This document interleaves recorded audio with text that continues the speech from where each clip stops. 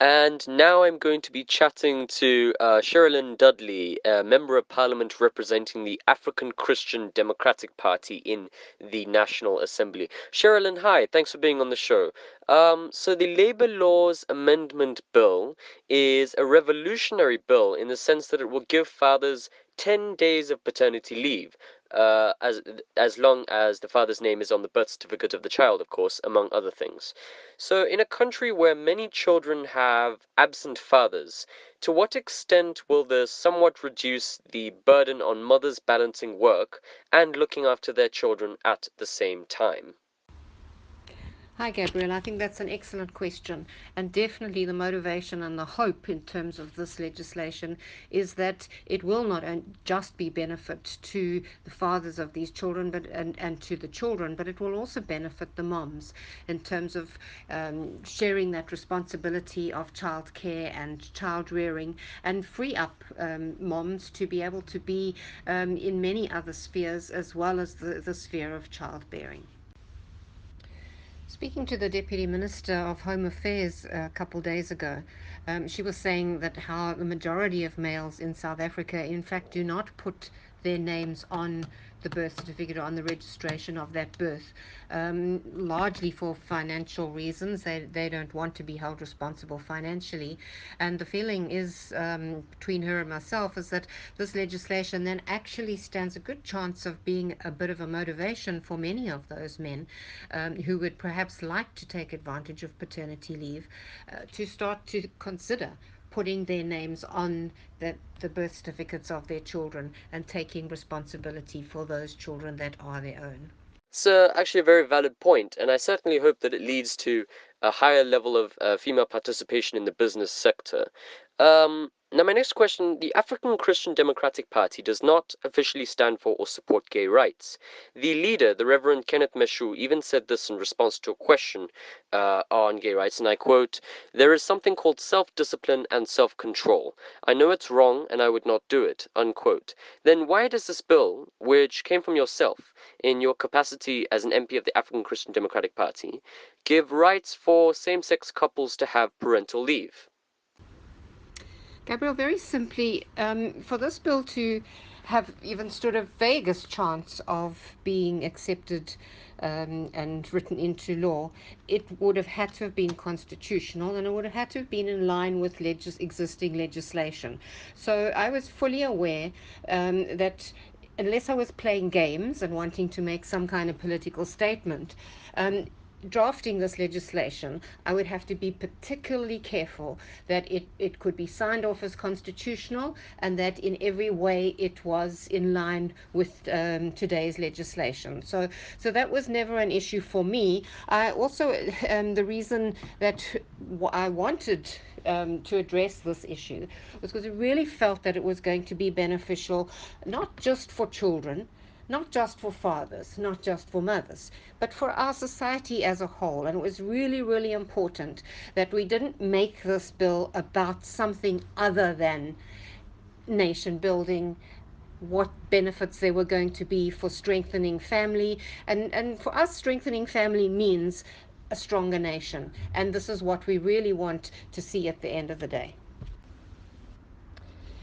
In thinking about your question, of course, my mind goes to the concept that as our democracy matures, it can only mature to the degree that we as individuals in South Africa mature and grow in our understanding. And for the ACDP, of course, who definitely are of the opinion, and this is no secret, that a gay or lesbian lifestyle is something that is going to be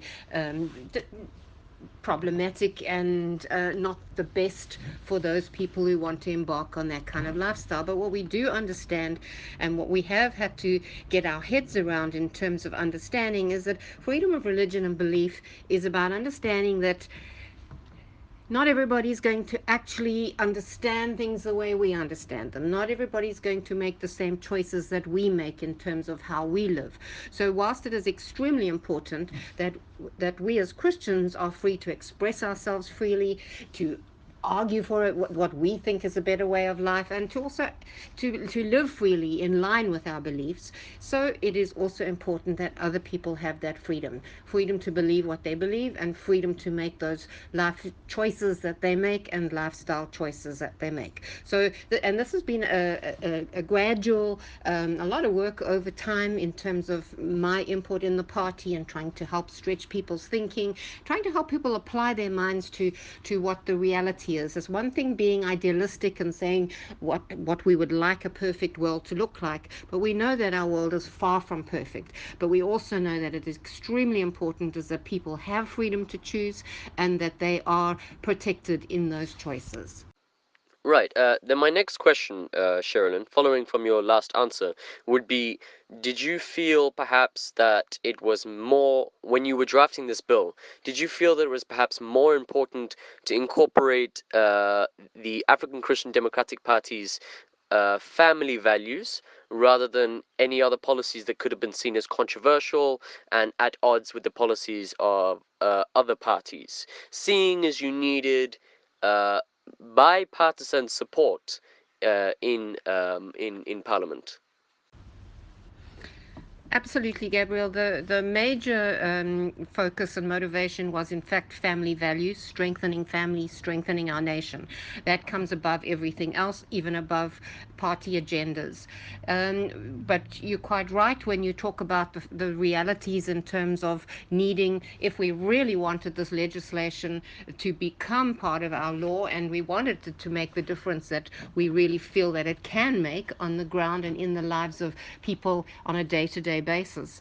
We would need to be completely wise about it in terms of ensuring that it is the kind of legislation that could pass through the House. So it would be very foolish to to draft legislation that won't actually pass constitutional muster.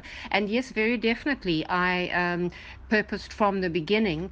Well, let me put it this way: for 19 years, I have realized that opposition parties, small minorities, do not make the decisions. The majority make the decisions, and that's because the majority of people in South Africa have voted for them to do just that. So it is their responsibility. So I have always purposed not to position myself as the enemy of the majority.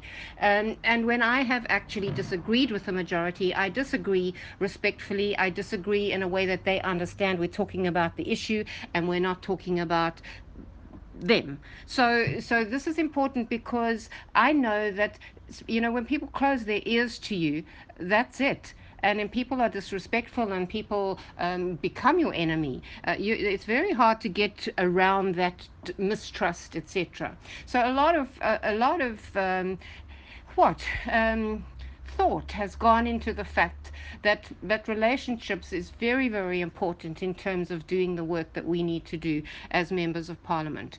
At the same time, I realized that COSATU, representing the huge amount of people that it does in terms of workforce, that and their experience that they've had in terms of expressing the needs of that workforce, and I understood that we had the same idea in terms of what we wanted to see happen, and I determined to work with them very closely, and they were so amazing because they're extremely helpful, and we worked together so well on this issue. And you're right, was about the people of South Africa, it was about the nation of South Africa. It wasn't about the ACDP, about COSATU, or about the ANC, or about any of the opposition parties. It was simply about what can we do that's going to make a difference, and make a difference where people wanted to make a difference. Right, absolutely. So then, my final question to you, Sherilyn, would be put into practice. Roughly when on the political timeline do you think that parents could start to see this bill put into action? Very briefly, because I mean, after all, I do say this because the president usually takes his time when signing bills into law. Well, once the bill is passed in the National Assembly, as has been the case here, it goes directly to the NCOP. Now, this bill is going to the NCOP with the full backing of the majority, and there appears to be nothing contentious. So, I think what I'm hearing is that before Easter, it is expected to have gone through the NCOP process and will then go to the president to be signed into law.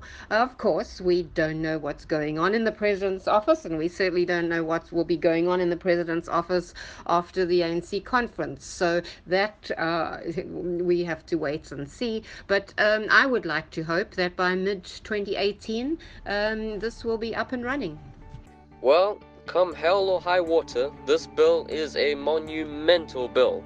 Cheryllyn, thanks so much for talking to us about this, and I wish you the best of luck in any further efforts to make South Africa a better land for all. Thanks so much, Cheryllyn. Thanks, Gabriel. I really appreciate the chat, and thanks to your listeners for listening, and I look forward to chatting again.